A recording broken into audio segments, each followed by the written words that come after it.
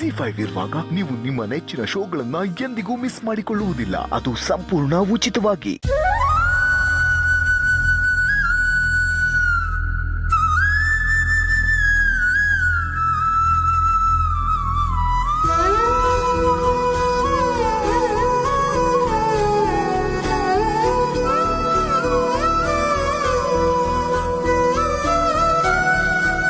ಬಾವಿ ಇಲ್ಲೇ ಕೂತ್ಕೋ. ಪರವಾಗಿಲ್ಲ ಅಮ್ಮ, ನಾನು ಆಮೇಲೆ ಊಟ ಮಾಡ್ತೇನೆ. ಬಾರೋ, ನನಗೆ ಗೊತ್ತು.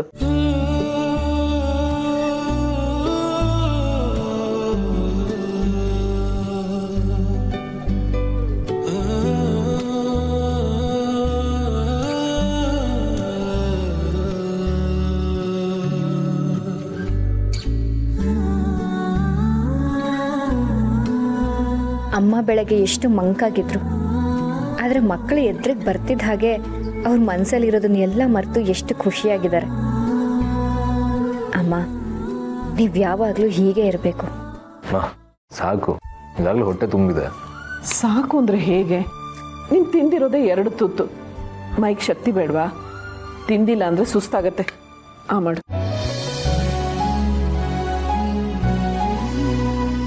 ಅಮ್ಮ, ನನಗಂತೂ ಸಾಕು ಅಂತಾನೆ ಅನಿಸ್ತಿಲ್ಲ.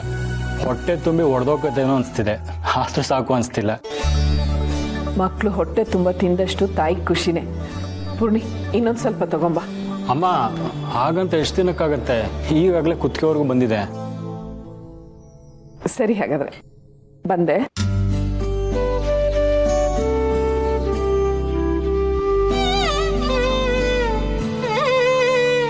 ಅಮ್ಮ, ಏನಿದೆಲ್ಲ?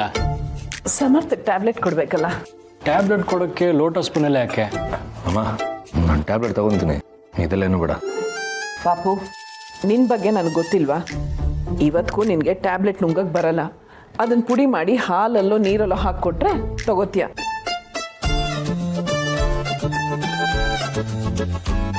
ಅಮ್ಮ, ನಾನೇ ಚಿಕ್ಕ ಮಗುನಾ? ಹಾಗೆ ಕೊಡು, ನುಂಗ್ತೀನಿ. ಪಾಪು, ಮೊನ್ನೆವರೆಗೂ ನಾನು ನಿನಗೆ ಟ್ಯಾಬ್ಲೆಟ್ ಇದೇ ರೀತಿನೇ ಕೊಡ್ತಾ ಇದ್ದಿದ್ದು. ಯಾವತ್ತೋ ಒಂದಿನ ಹಾಗೆ ತಗೊಳಕ್ ಹೋಗಿ ಗಂಟ್ಲಲ್ಲಿ ಸಿಕ್ಕಾಕೋತು ಅಂತ ಒಂದು ಇಡೀ ದಿನ ಒದ್ದಾಡಿದ್ಯಾ.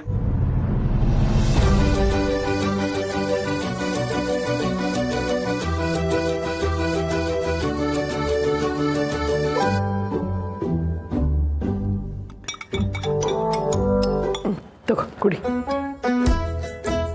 ಅದು ಅಮ್ಮಂಗೆ ನಾನು ಇನ್ನೂ ಚಿಕ್ಕ ಮಗು ಇದ್ದಾಗೆ, ಅದಕ್ಕೆ ಹೀಗೆ ಮಾಡಿಕೊಡ್ತಾ ಇದ್ದಾರೆ. ನಾನೀಗ ದೊಡ್ಡವನಾಗಿದ್ದೀನಿ. ಟ್ಯಾಬ್ಲೆಟ್ ಎಷ್ಟೇ ದೊಡ್ಡದಿದ್ರು ಹಾಗೆ ನುಂಗ್ತೀನಿ. ಹೌದೌದು, ಗೊತ್ತಾಗ್ತಿದೆ.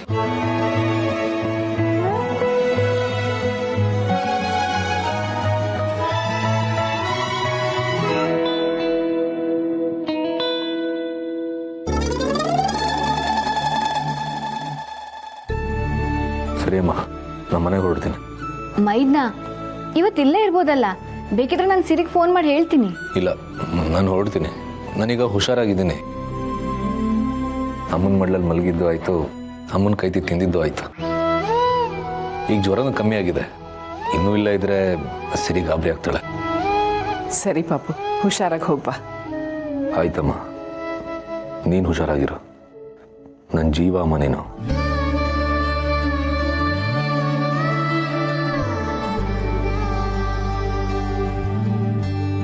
ಬರ್ತೀನಮ್ಮ.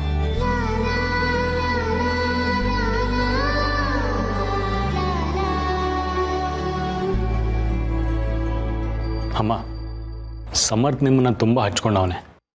ಅವನ್ನ ನಾನಿಲ್ಲಿ ಕರ್ಕೊಬಂದು ಒಳ್ಳೇದೇ ಮಾಡಿದೆ. ಹೌದು, ಅವ್ರು ಬಂದಾಗ ಎಷ್ಟು ಜ್ವರ ಇತ್ತು. ಅಮ್ಮನ ಮಡ್ಲಲ್ಲಿ ಮಲ್ಕೊಂಡು ಅಮ್ಮನ ಕೈತು ತಿಂದ ತಕ್ಷಣ ಪಟ್ ಅಂತ ಹುಷಾರಾಗ್ಬಿಟ್ರು. ಅಮ್ಮನ ಕೈಯಲ್ಲಿ ಜಾದು ಇದೆ. ಅವನು ಚಿಕ್ಕವನಿಂದ ಹಾಗೆ ಸ್ವಲ್ಪ ಹುಷಾರಿಲ್ಲ ಅಂದ್ರೂ ಮಲಗಿಬಿಡ್ತಾನೆ. ಅವನು ಹಾಗೆ ಮಲಗಿದ್ರೆ ನನಗೆ ಸಂಕಟ ಆಗತ್ತೆ. ಅವನನ್ನು ನನ್ನ ಕಣ್ಣಲ್ಲಿ ಕಣ್ಣಿಟ್ಟು ನೋಡ್ಕೊಂಡಿದ್ದೀನಿ. ಅವನು ನನ್ನ ಪ್ರಾಣ. ಹಾಗಾದ್ರೆ ನಾವು ಪಂಚಪ್ರಾಣ.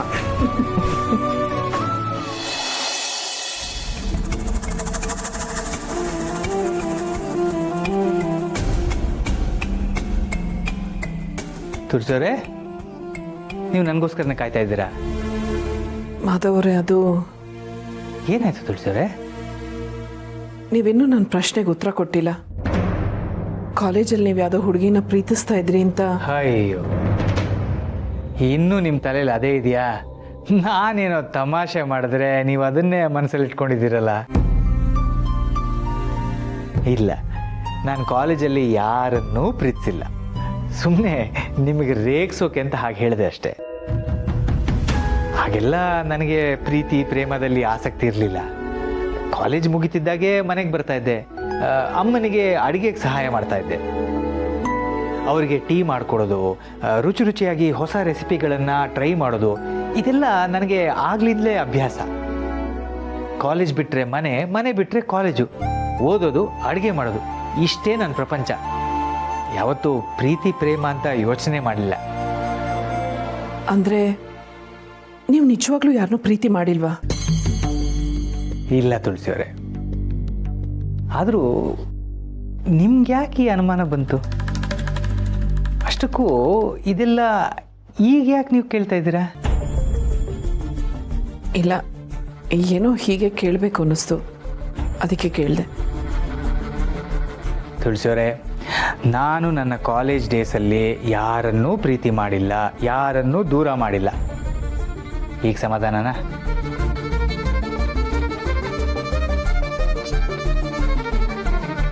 ನನಗೆ ಶಾರ್ವರಿ ಹೇಳಿದ್ದೇ ಸುಳ್ಳ? ಶಾರ್ವರಿ ಯಾಕೆ ಈ ಥರ ಸುಳ್ಳು ಹೇಳ್ತಾರೆ? ಅಕ್ಕನಿಗೆ ಮೋಸ ಆಗಿದೆ ಅಂತ ಸುಳ್ಳು ಹೇಳೋ ಅವಶ್ಯಕತೆ ಏನಾದರೂ ಏನು? ಅಥವಾ ಮಾಧವ್ ಅವರೇ ನನ್ನಿಂದ ಏನಾದರೂ ಮುಚ್ಚಿಡ್ತಾ ಇದ್ದಾರಾ? ಇಲ್ಲ, ಮಾಧವ್ ಅವರು ಯಾವತ್ತೂ ಸುಳ್ಳು ಹೇಳೋರಲ್ಲ.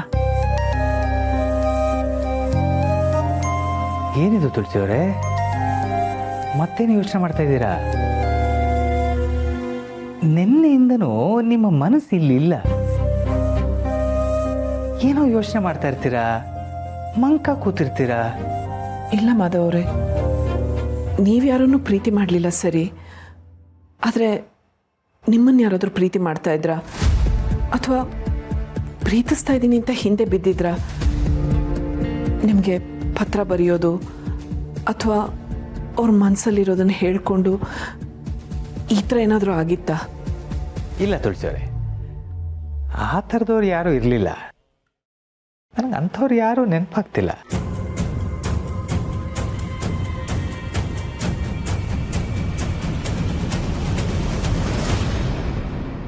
ಹಾಂ, ಈಗ ನೆನಪಾಯ್ತು ನೋಡಿ. ಒಂದಷ್ಟು ದಿನ ಕಾಲೇಜಲ್ಲಿ ಒಂದು ಹುಡುಗಿ ನನ್ನ ಹಿಂದೆ ಬಿದ್ದಿದ್ಲು. ದಿನ ನನಗೆ ಲವ್ ಲೆಟರ್ ಬರೆದು ತಂದು ಕೊಡ್ತಾ ಇದ್ಲು. ಆದರೆ ನನಗೆ ಅವಳ ಬಗ್ಗೆ ಯಾವ ಭಾವನೆಯೂ ಇರಲಿಲ್ಲ. ಹಾಗಾಗಿ ನಾನು ಅವಳ ಕಡೆ ಹೆಚ್ಚು ಗಮನ ಕೊಡಲಿಲ್ಲ. ಹೌದಾ? ಆ ಹುಡುಗಿ ಹೆಸರು? ಆ ಹುಡುಗಿ ಹೆಸರು